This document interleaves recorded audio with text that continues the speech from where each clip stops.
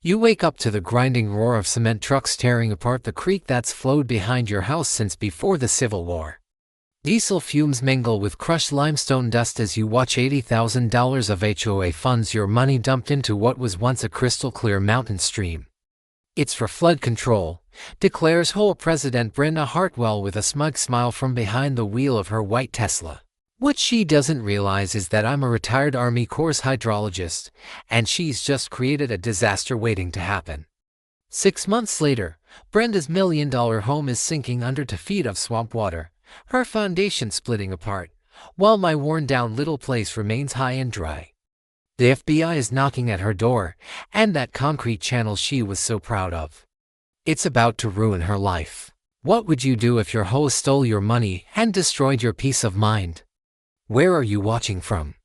Bet your neighbors have tried something just as crazy. My name's Dale Brennan, 58.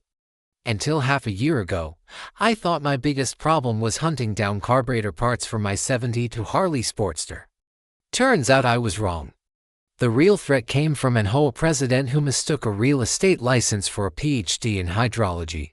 I inherited my grandfather's 2-acre slice of Colorado back when Willowbrook was open pasture and whole meant herd of Angus. My grandfather, William Brennan, was a combat engineer who survived Normandy and came home to build something lasting. This creek was his sanctuary. Every morning for 3 years after my Army Corps retirement, I followed the same ritual: coffee on the porch, listening to Cottonwood Creek tumbling over granite. The smell of motor oil from my shop mixing with wet willow bark, my boots crunched along gravel. Paths my grandfather laid in 1948. Martha, my wife of 26 years, teaches 4th grade patience of a saint, which she'd need for what was coming. Our kids scattered across the country, Jessica saving lives as a trauma nurse in Portland, Mike debugging code in Austin, both inherited Grandpa's stubborn streak.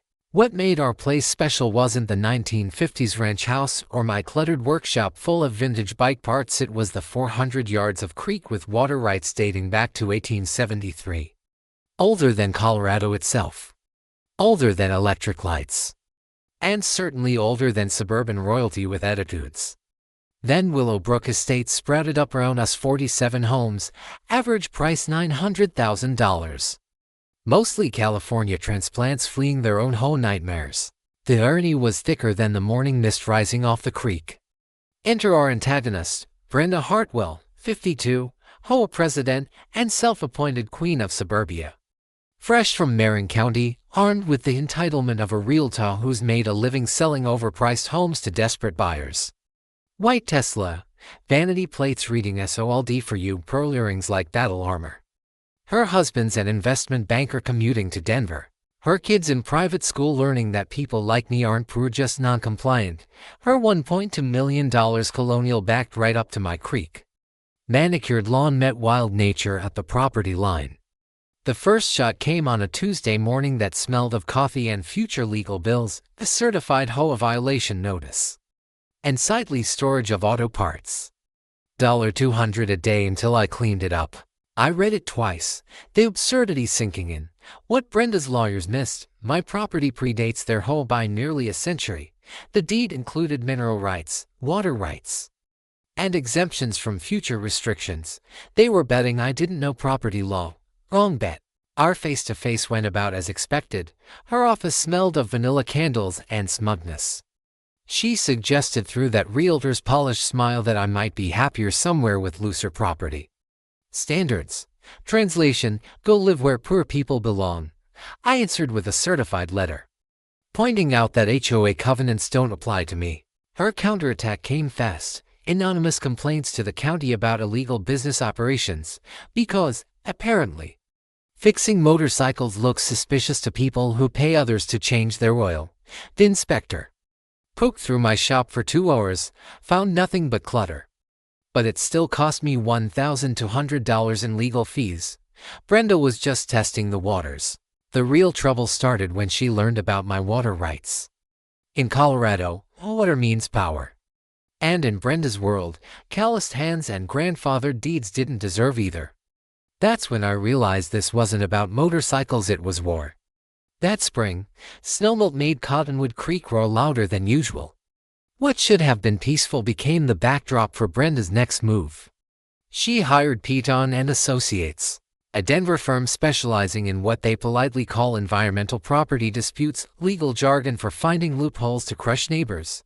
Their strategy: file a nuisance complaint, claiming my creek caused dangerous runoff threatening the McMansions downstream. One Thursday morning, I got the paperwork, 57 pages of technical nonsense, basically demanding I prove a 150-year-old stream wasn't flooding brand new houses. They were trying to push me into paying for a $50,000 environmental impact study, the kind that drags on for 2 years and forces you to hire consultants who just happen to share tea times with the opposing lawyers. That evening, Martha found me knee-deep in the creek, boots sinking into the muddy bank as I measured the flow with my grandfather's old surveyor's rod. "What's on your mind?" she asked, her teacher's voice carrying that tone that meant she knew trouble was brewing. "I'm thinking Brenda's high-priced attorneys just made a $50,000 mistake," I said, watching the current splitter on a boulder my grandfather placed there back in 1953. "And I'm thinking they picked the wrong retired engineer to mess with. Here's the thing, after 30 years with the Army Corps, I know how these games are played. Lawyers love to weaponize dense, technical regulations, assuming the average person won't understand. What they forget is that some of us are the ones who actually design the systems they're citing. It's like watching a stranger try to explain your own engine back to you when you're the guy who built it." So I called Pete Morrison, an old colleague at the Colorado Water Authority. Took him less than 10 minutes to see the flow Peton and Associates had overlooked. Their whole argument rested on watershed maps from 1967, before the interstate, before most of the subdivisions upstream, before modern storm drains reshaped the entire valley's runoff. Pete chuckled. "These maps show conditions that haven't existed since Nixon was president. Want me to send you the updated surveys? This'll be embarrassing for them." The modern data flipped their case on its head. My stretch of creek wasn't the problem, it was the solution. Those granite boulders my grandfather set weren't landscaping. They created natural retention zones that reduced flooding during heavy runoff. The man had built a flood control system decades before the term was popular. And then came the real kicker: prior appropriation doctrine. Colorado water law runs on first in time, first in right. Our family's documented use dates back to 1873, which meant our rights outranked every claim filed afterward, including Brenda's subdivision, her HOA, and anything her descendants might dream up. I spent that weekend in the workshop, surrounded by my grandfather's engineering notebooks and the county's modern maps, drawing connections Brenda's lawyers completely missed. The smell of old motor oil mixed with yellowed paper, the scratch of pencil on graph paper, it felt like channeling the old man himself. Maybe I was. By Monday, I was ready. I filed my own complaint with the county, not a defense, a counterattack. I demanded Brenda's group pay for a legitimate environmental review since their case was built on fraudulent data. I attached Pete's analysis proving their development actually increased downstream flood risk. County Water Commissioner Rodriguez, a veteran of countless disputes, looked over my documentation and laughed. "Mr. Brennan," he said, "they tried to challenge a hydrologist using maps from the Johnson administration. This may be the fastest water rights case I've ever seen." 2 weeks later, vindication. The county sided with me completely, ordered the HOA to halt all water-related harassment, and reaffirmed my historic rights in writing. What had been grandfathered was now set in stone. The fallout spread quickly. The local paper ran the headline, "HOA challenges century-old water rights, loses spectacularly." Suddenly, neighbors I'd never met were knocking on my shop door, sharing their own Brenda horror stories. Fines for mailbox shapes, threats over paint colors, violations for flower beds. That evening, I sat by the creek at sunset, my grandfather's fishing rod in hand, though I wasn't planning to cast a line. "This is where he taught me about water," I told Martha. "How it always finds the easiest path, but never stops moving toward where it belongs." "And where does this water belong?" she asked. I smiled, listening to Cottonwood Creek burble over rocks that had outlasted generations. Right through the heart of her perfect little kingdom. You'd think losing in court would humble someone. But not Brenda Hartwell. She seemed to graduate from the school of doubling down on bad decisions. Her next move was so outrageous it almost impressed me in the way you can't look away when someone swan dives off a cliff while insisting gravity doesn't apply. 3 weeks after the county shut her down, Brenda called an emergency home meeting. Naturally, she scheduled it the same week Martha and I finally took a long-delayed trip to visit Jessica in Portland. The notice went to an old address, conveniently ensuring we couldn't attend. On paper, the agenda looked harmless: emergency flood mitigation assessment. In practice, Brenda unveiled doctored photos of supposed erosion along HOA property, images that looked suspiciously like some Yoni had taken a backhoe to the creek bank. She claimed her consultant, who turned out to be her cousin's landscaping guy, had concluded immediate concrete channeling was necessary to prevent disaster. The motion passed 6-1. Only Edwin Kowalski voted no. Edwin rang me from Portland that night, his Polish accent tight with anger. "Dale, this woman, she's gone off the rails," he spat. "She's saying the flood will wipe everything out unless we pour concrete into your creek. She's got pictures, but something about them stinks like fish left out in the sun." They pushed a special assessment, $1,800 per homeowner to pay for emergency flood control. Total price tag, $127,000 for a project any competent engineer would have told them was pointless. But Brenda had found her golden hammer, and suddenly every problem demanded concrete. I cut our vacation short and drove overnight. Martha slept fitfully beside me while I gripped the wheel and ran the numbers in my head. How much harm could they do in 72 hours? The answer: a hell of a lot. The first thing that hit me was the noise: jackhammers and diesel engines where songbirds used to be.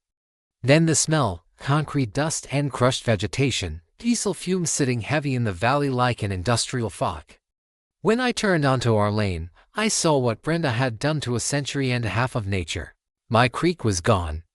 Where clear mountain water once skipped across smooth stones was now an ugly concrete gutter, an 18-inch deep gray channel that belonged in an asphalt canyon, not the Colorado high country.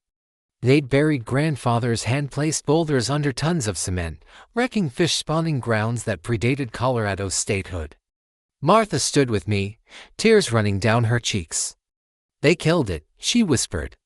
"They killed a living creek." But after 30 years working with environmental rules, you learn to think like water, and water reveals the truth in time. I spent the next week building a paper trail, photographs from every angle, flow measurements, chemical samples. I also dug into Pinnacle Construction, the outfit that did the work.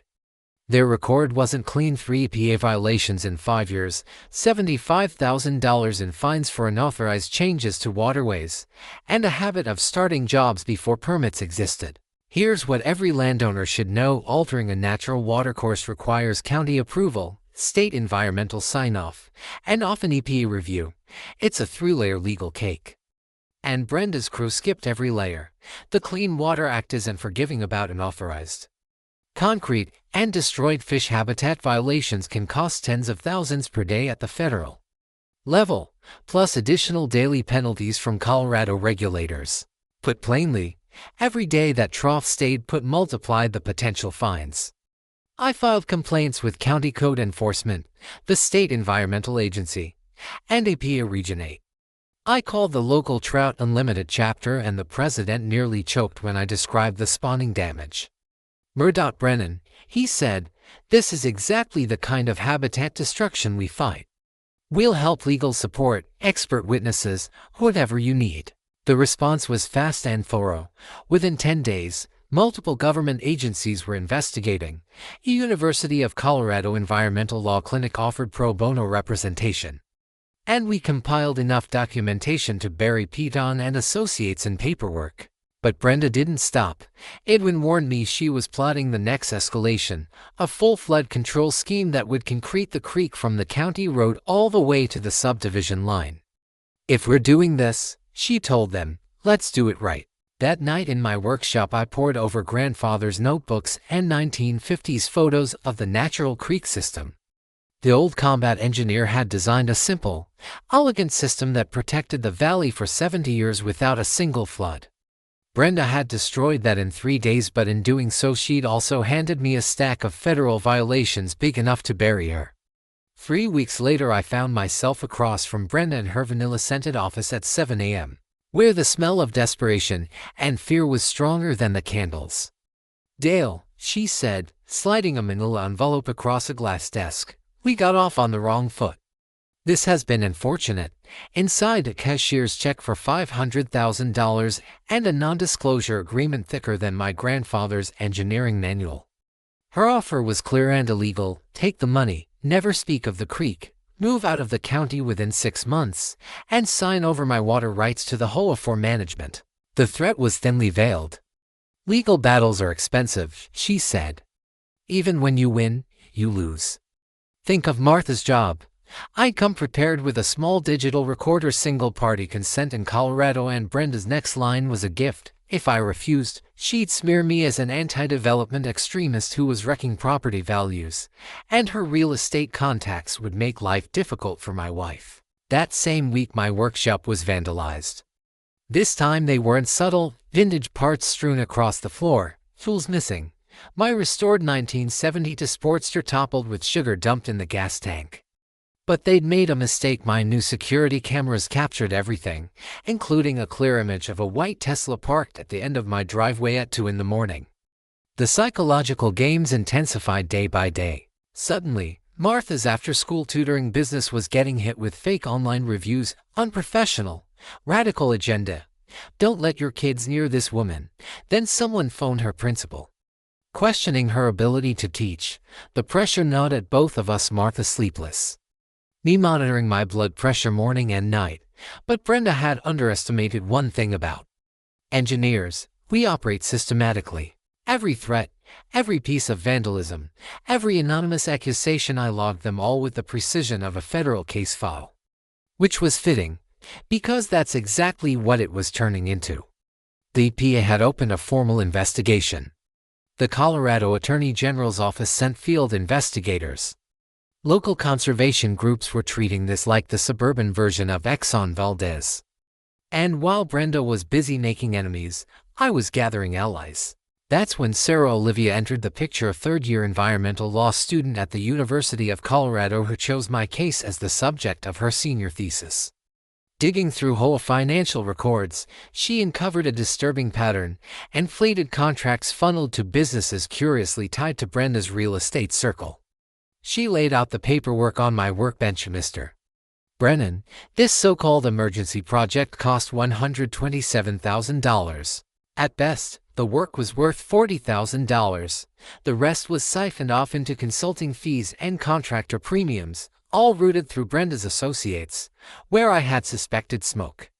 Sarah found an arsenal of smoking gun: secret board meetings, no big contracts, and special assessments funding personal vendettas. What began as environmental destruction was quickly unraveling into organized fraud. The real turning point came from my grandfather's old engineering notebooks. While reviewing his creek designs, I stumbled across a 1973 consulting report he'd prepared for the county. The document predicted exactly what was happening now, and he warned against concrete channeling at that very location, calculating a 300% increase in downstream flood risk during spring runoff. The report contained meticulous flowcharts, seasonal water tables, and absorption studies, everything Brenda's so-called consultant had either ignored or never understood. In short, a credentialed engineer had solved this 50 years ago and reached the exact opposite conclusion of Brenda's landscaper. That's when the irony struck me. Brenda thought she was fixing a flood risk, but what she'd actually built was a hydraulic time bomb. Spring melt was 6 weeks away, and her concrete trench would funnel every drop of runoff straight toward HOA foundations. My creek had once spread across a natural floodplain, soaking up excess water like a sponge. The concrete eliminated that buffer, creating a high-pressure water cannon aimed directly at million-dollar basements. My land sat higher and upstream, safe and dry. But downstream, those houses were about to flood like submarines with screen doors. That weekend I sat with my calculator, my grandfather's charts, and an OAS snowpack data. The math was both terrifying and exquisite. Brenda hadn't solved a problem, she'd engineered a lawsuit with compound interest. By Sunday evening, Edwin Kowalski stopped by while I was sketching restoration plans. He leaned over the table, shaking his head. "Dale, this woman, she makes very big mistake." I glanced at the weather reports and at my grandfather's precise calculations. "Edwin," I said, "she's just built the most expensive lawsuit in county history. The creek's going to collect its debt with interest." A few days later, Sarah arrived at my workshop carrying a banker's box stuffed with documents. Her face said it all. Someone's life was about to implode. She set it down with a heavy thump. "Mr. Brennan, you'll want to sit for this." For 3 weeks she had been performing what she jokingly called forensic accounting, following the HOA's money trail like a bloodhound with a law license. What she discovered would have made FBI white-collar agents drool. The $127,000 concrete project had delivered about $40,000 worth of real work. The remaining $87,000 had evaporated into layers of bogus consulting, inflated contractor premiums, and environmental assessments, all tied back to shell companies with names like Hartwell Property Consulting and Willowbrook Environmental Solutions. Brenda wasn't just wrecking a creek, she was fleecing her neighbors. But Sarah's discovery was only the appetizer. The main course came 20 minutes later, when Edwin shuffled back into my workshop, gripping a small digital recorder like it was a holy relic. "Dale," he said, his accent thick with fury, "you remember I told you I voted against this project?" I maybe forgot to say I recorded whole meeting. The recording was devastating. Brenda's voice was clear as a mountain stream, explaining that flood control wasn't the goal at all. It was about driving out incompatible residents who didn't fit her vision. She outlined a strategy of draining whole funds into legal warfare, betting most homeowners couldn't afford to fight. And then came her fatal admission: the concrete wasn't meant to stop floods. It was meant to erase every rural trace of the valley, clearing the way for higher property values and her real estate ventures. The final bombshell surfaced later that week while I was combing through my grandfather's files for the legal case. Tucked away in a folder labeled Willowbrook Development Consultation, 1973 was a report that tied everything together and gave me the leverage I needed to finish this fight. Inside my grandfather's hydrological report for the county was a stark warning: never pour concrete into that section of the creek. His projections were razor-sharp and eerily accurate. By hardening the channel, you stripped away the creek bed's natural flood absorption, forcing every gallon of spring runoff directly into the subdivision downstream. In years with heavy snowpack like this one, the outcome would be disastrous basement-level flooding in every house built on the floodplain. And right in the middle of that floodplain sat Brenda's home. The report contained detailed topo maps, showing exactly what I already knew. My property sat high above the flood zone, while the whole development sprawled across what had always been the natural overflow W basin. My grandfather had explicitly advised against building there back in the 70s, but the developers of the 90s brushed off his warnings. Reading his handwritten notes felt like a message from beyond: the creek will always reclaim its floodplain, and when forced into concrete, it will return with vengeance. While Sarah laid out the incriminating financial records across my workbench, I spread out my grandfather's engineering charts beside them. Together, the picture was unmistakable. Brenda had siphoned nearly $90,000 from her neighbors to construct what amounted to a flood-generating device, a weapon aimed at their own homes while leaving mine untouched. "This isn't just mismanagement," Sarah said, carefully stacking documents into legal folders. "This is fraud, conspiracy, environmental damage, and maybe even racketeering. The EPA violations alone could mean federal prison time." Add the money trail, and she's in deep. Martha joined us with a fresh pot of coffee, her teacher's mind scanning the evidence. She shook her head. She trapped herself. Every scheme she tried to use against us is now proof against her. Outside, February snow was vanishing faster than normal. Cottonwood Creek surged through its concrete coffin while forecasts predicted the heaviest runoff into decades. Brenda hadn't built protection, she'd built a ticking time bomb. And she'd handed me all the paperwork needed to bury her once it detonated. The only question left was whether I should warn her neighbors or let physics and hydrology deliver the lesson my grandfather had foreseen 50 years earlier. My workshop had morphed from a motorcycle garage into something resembling an engineer's command center from a Cold War thriller. Every surface groaned under maps, financial records, legal filings, and my grandfather's yellowed drawings. The coffee pot never went cold. The phone rang almost constantly. Martha had even started making sandwich trays for the steady stream of allies passing through. In the corner sat my newly restored 1972 Harley Sportster, gleaming like a symbol of rebirth appropriate, considering we were planning the creek's resurrection. That was when Kate Morrison arrived. An environmental attorney with the University of Colorado's legal clinic, she had agreed to represent me pro bono after reviewing Sarah's findings.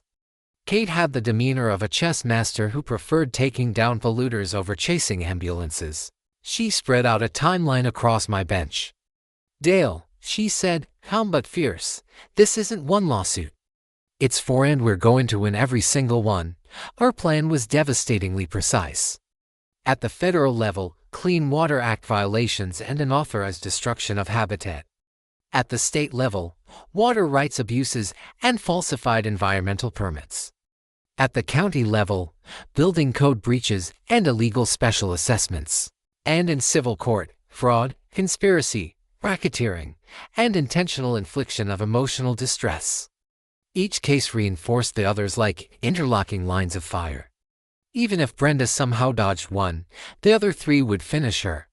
And thanks to something called the private attorney general doctrine, every dime of legal costs could be recovered if we won.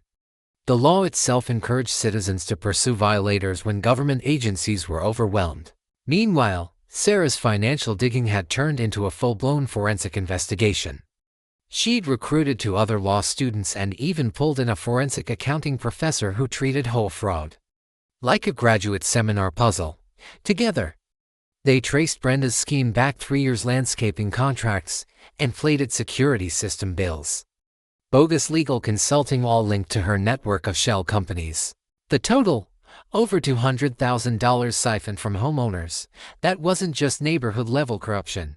That was federal racketeering territory, with prison terms measured in years, not months. On my end, I was drafting the creek restoration plan, guided by my grandfather's original surveys but updated with modern stream engineering principles. The design would restore the natural channel, reduce flooding, and rebuild trout habitat, all for about $35,000, less than half of what Brenda had burned on her failed concrete trench. Support was pouring in.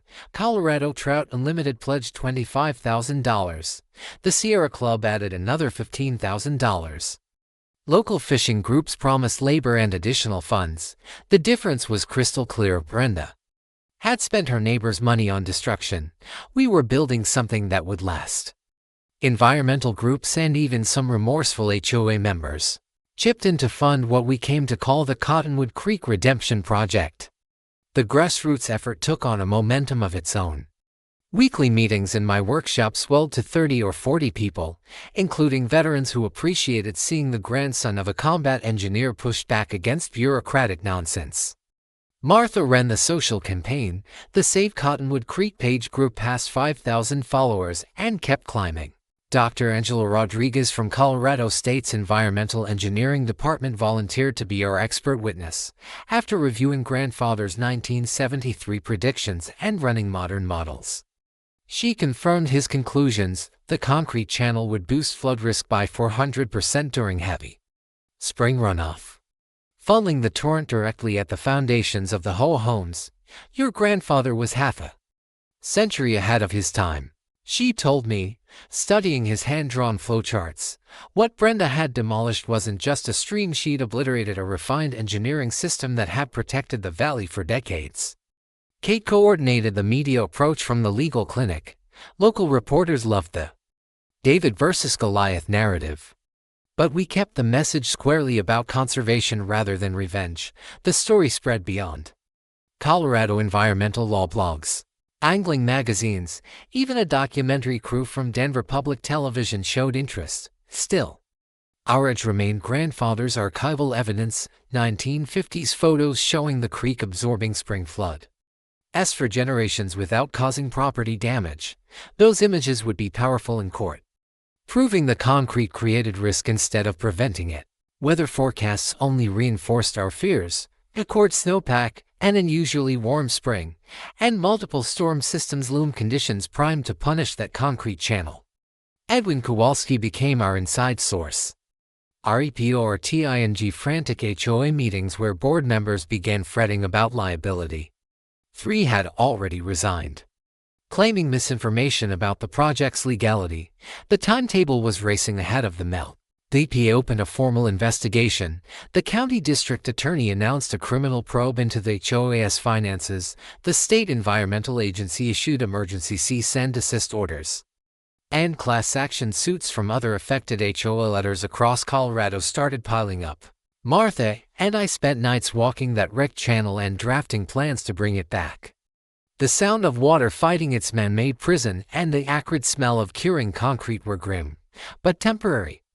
"How long before we can restore it?" she asked. I ran seasonal flood models, legal timelines, and construction schedules. My estimate: by next spring the creek would be more vibrant than grandfather ever imagined, if we survived the immediate danger. Desperation has a scent: vanilla air freshener, hot fear, and the bitter tang of bridges burning, and that's what filled Brenda's real estate office one March morning when she summoned me to an emergency meeting that felt like a ransom demand. Sliding an envelope across the glass, she offered $750,000 and a secrecy agreement that would make an intelligence agency proud. "Take the money, move out of Colorado, transfer my water rights to a trust run by the HOA, and never breathe a word about creek restoration, environmental law, or HOA governance again." Her warning was implicit: legal fights ruin families. Ask Martha how her teaching job will fare if the school board hears about your radical activism, she said. I had the recorder with me against single-party consent in Colorado, and Brenda outed herself if I refused. She promised to smear me through her contacts so every contractor and local business know I was a troublemaker who hurt property values, risking Martha's livelihood and our reputations. That very night my workshop was vandalized once more. But this time the message was violent and deliberate. My finished Harley was knocked over, its frame bent, dozens of restoration hours wrecked in minutes. Grandfather's engineering notebooks were strewn and some pages torn or soaked with oil. They'd underestimated the security upgrades I'd installed after the first break-in. The cameras caught everything in high definition to hooded figures methodically vandalizing the place, then a white Tesla with vanity plates arriving to pick them up at 2:17 a.m. One vandal wore $300 sneakers identical to a pair I'd seen on Brenda's 17-year-old son. What had started as low-level harassment had morphed into full-blown intimidation. Anonymous reviews aimed at Martha's tutoring business, claims of unprofessional conduct, and political indoctrination tactics that felt ripped from a corporate dirty tricks playbook. Someone set up fake social accounts smearing my military record, claiming I'd been dishonorably discharged for instability and violent tendencies toward authority. Parents started getting anonymous letters warning of dangerous political extremists in the schools. 3 families pulled their kids out of Martha's tutoring after those letters arrived. The principal called Martha in to ask about complaints alleging her husband's increasingly erratic behavior. What Brenda failed to grasp about engineers is this: we log everything, every threat, every vandalism incident. Every anonymous tip went into an organized file system that would have made federal auditors proud. Because that's exactly what it became. The harassment triggered serious federal and state attention. Agent Lisa Park from the FBI's White Collar Crimes Unit opened an investigation into HOA financial irregularities. Agent Tom Rodriguez from the PS Criminal Enforcement Division began building a case around environmental violations. Sarah Olivia's forensic accounting had mapped nearly $200 in suspicious transfers from homeowner assessments straight into Brenda's network. The stress was showing in Brenda's behavior. Edwin Kowalski reported shouting matches with 3 board members at the last meeting. where she accused them of betraying her community vision for questioning the legal bills. Two more directors resigned, leaving Brenda and a single loyalist to steer a subdivision now in full legal meltdown. Meanwhile, spring melt accelerated. March temperatures were about 15 above normal, and the National Weather Service had issued flood watches for the Front Range. Cottonwood Creek was already flowing at roughly 150% of its seasonal norm, and the peak melt was still 6 weeks off. I spent nights taking flow readings and documenting how the concrete channel handled extra water. The data matched grandfather's warnings. Instead of spreading runoff across a floodplain, the channel funneled the entire flow into a narrow, high-pressure stream aimed straight at the HOA houses. Dr. Rodriguez's computer runs showed that under peak conditions the channel's velocity would reach levels capable of undermining foundations. Insurers began asking pointed questions about unauthorized drainage alterations that could void flood coverage. Community backing swelled beyond my expectations. Local shops displayed Save Cottonwood Creek signs. The high school environmental club adopted the restoration as a senior project. Veterans treated this like an attack on one of their own, and regional fishing and conservation groups framed our fight as grassroots resistance to corporate-style HOA overreach. But Brenda kept escalating.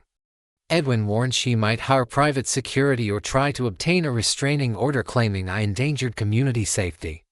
One night Martha found me at the workbench poring over snowpack reports and grandfather's flood math by lamplight. "How bad will it get?" she asked.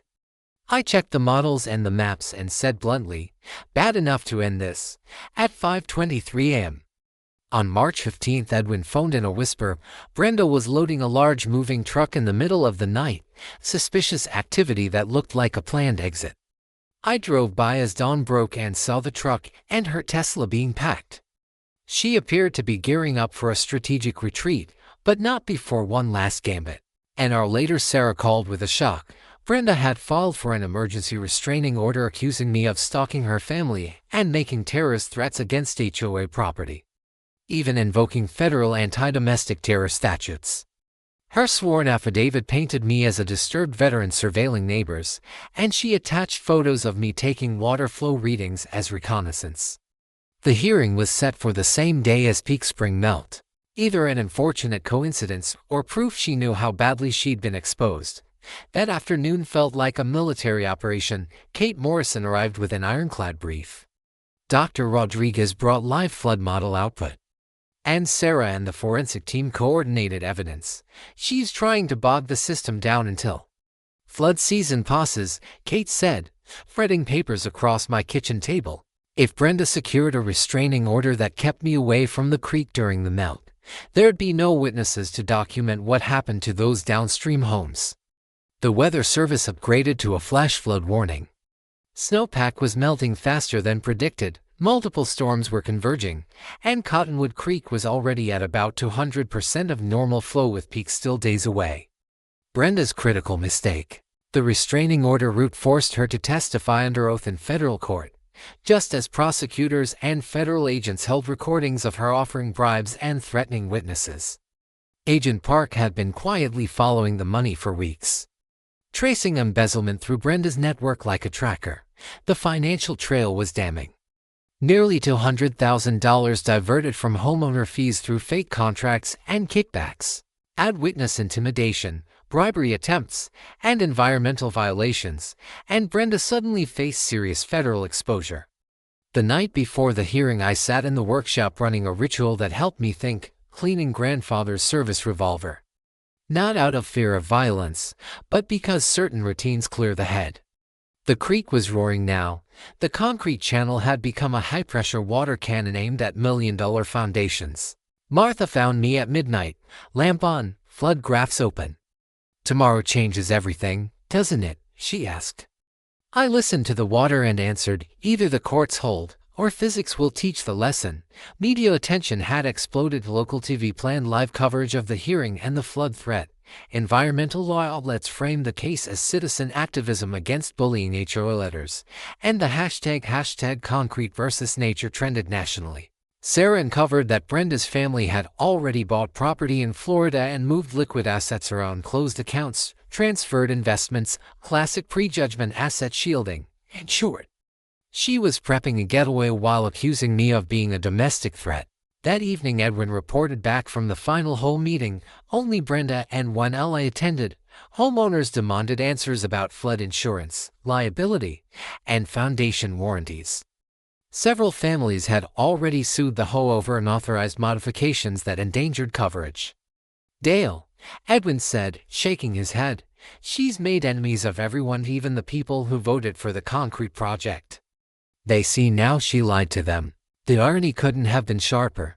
For months Brenda had tried to pit the neighborhood against me, but in the end, her greed and reckless moves had done the opposite.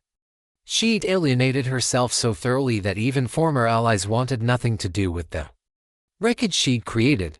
Tomorrow, a federal court would decide if environmental law could shield ordinary citizens from HOA overreach. But floods don't wait for court rulings. Nature was about to hand down its own judgment on concrete versus creek, and nature, unlike Brenda, had never lost. On March 22nd, the Denver federal courthouse was packed to capacity, with overflow crowds watching live streams in the lobby while reporters jostled for camera angles.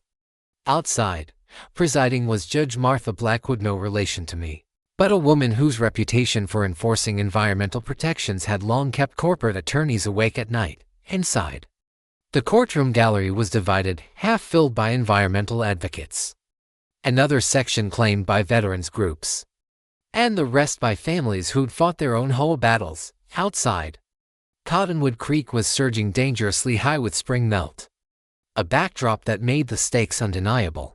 Brenda Hartwell was about to discover that karma comes with interest.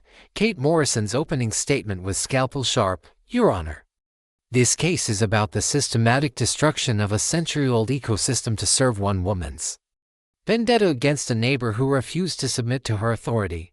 The defendant not only violated environmental statutes, she embezzled nearly $200,000 from her own community to bankroll this scheme.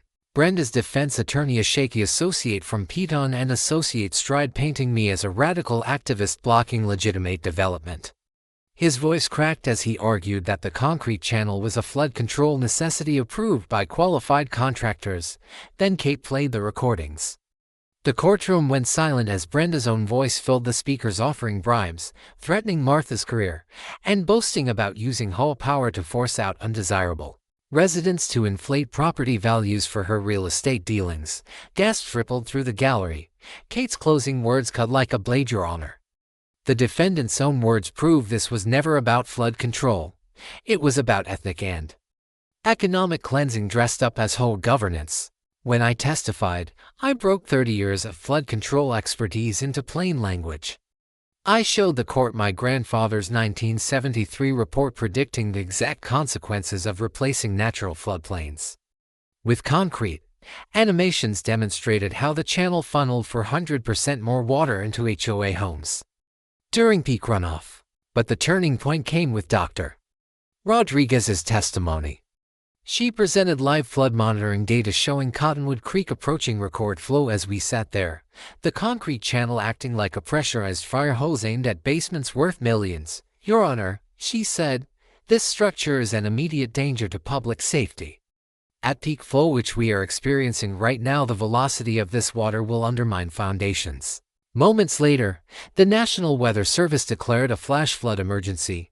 Court officers evacuated the courthouse's lower level while first responders rushed to flooded areas across the valley.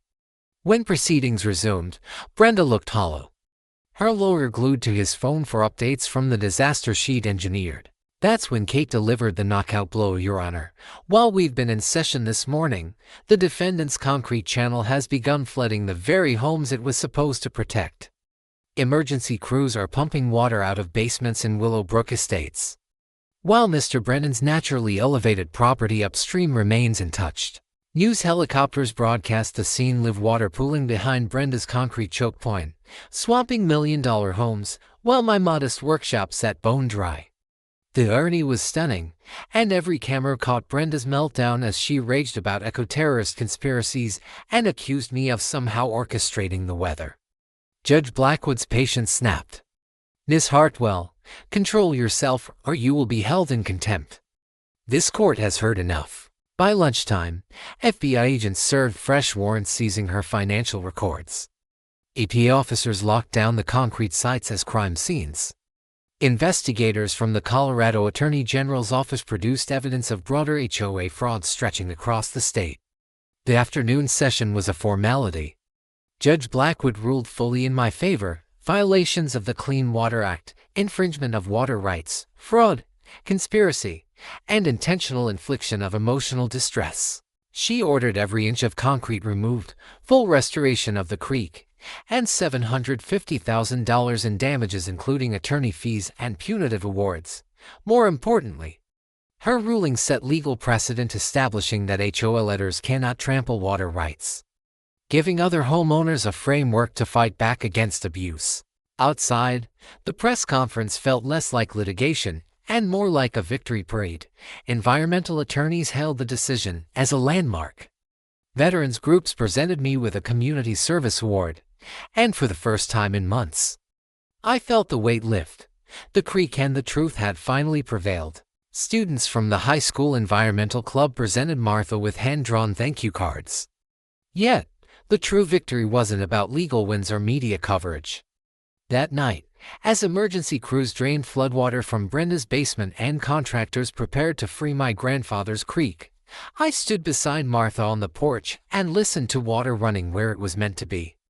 "Justice sounds like running water," she whispered. And after months of silence, the creek finally flowed freely again. Half a year later, Cottonwood Creek was nearly unrecognizable.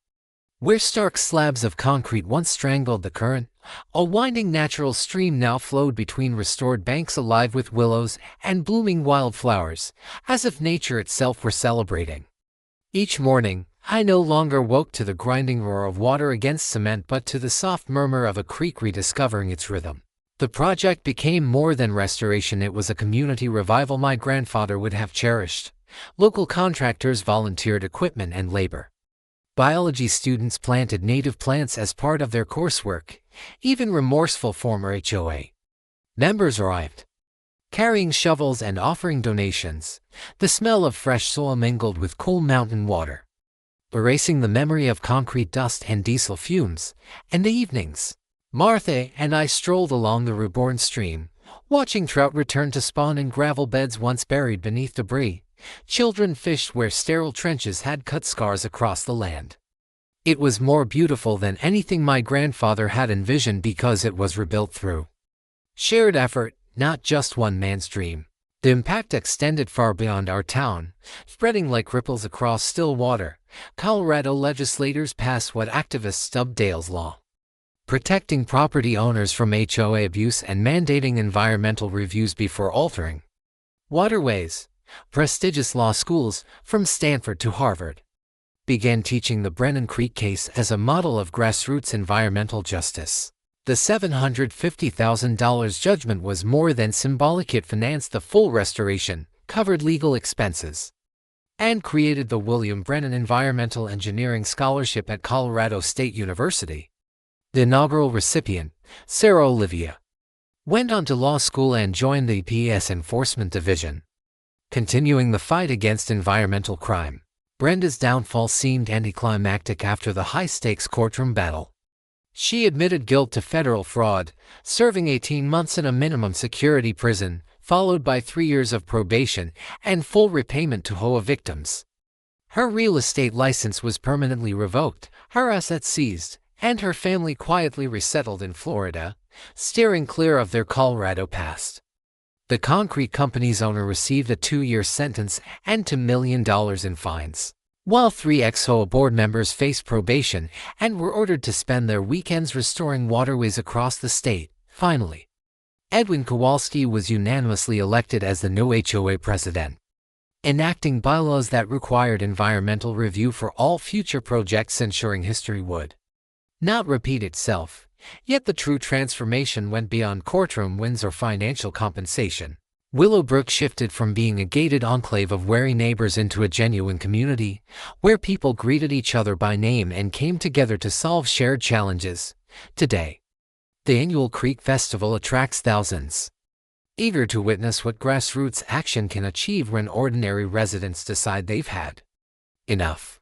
My workshop has returned to its roots, restoring vintage motorcycles while also mentoring local kids on mechanics, water systems, and the courage to stand against bullies. The walls are lined with thank you letters from homeowners across the country waging similar battles, along with requests for guidance and invitations to speak at environmental forums. Martha went back to teaching, this time with a refreshed curriculum highlighting watershed protection and civic responsibility. Her students' science fair projects on creek restoration didn't just win regional awards, they also caught the eye of university researchers studying community-driven environmental recovery. The Cottonwood Creek Redemption Project has since become a blueprint, replicated in dozens of towns where HOA letters and developers had once scarred waterways. Federal agencies now cite our case in training materials, proving that determined citizens can sometimes succeed where underfunded government offices fall short. Just last week, I got a call from a homeowner in Arizona facing nearly the same nightmare: concrete channels, stolen funds, intimidation tactics. Listening to her, I realized our fight had grown larger than one creek in Colorado. Martha and I are even considering turning our workshop into a dedicated resource center for communities battling similar struggles. For now, though, it's enough to sit on the porch at sunset, listening to Grandfather's Creek flow freely again, while Martha reads heartfelt letters from supporters around the nation. Home isn't defined only by walls and an address, it's where values are defended and community spirit thrives. So here's my challenge to you. If your HOA is causing havoc in your neighborhood, share your story in the comments below. You may be surprised at how many legal protections exist when small-time tyrants try to destroy what matters most. And don't forget to subscribe, because next week we'll cover the case of the HOA that tried to outlaw vegetable gardens until a 73-year-old grandmother fought back with the Constitution and won. Remember, the strongest answer to bullies is patience, preparation, and letting nature reclaim what's rightfully hers. Thanks for joining us on HOA Stories, where power-tripping boards finally get checked. If you enjoyed this episode, hit like, drop a comment about your favorite moment, and subscribe so you'll be first to catch our next HOA showdown.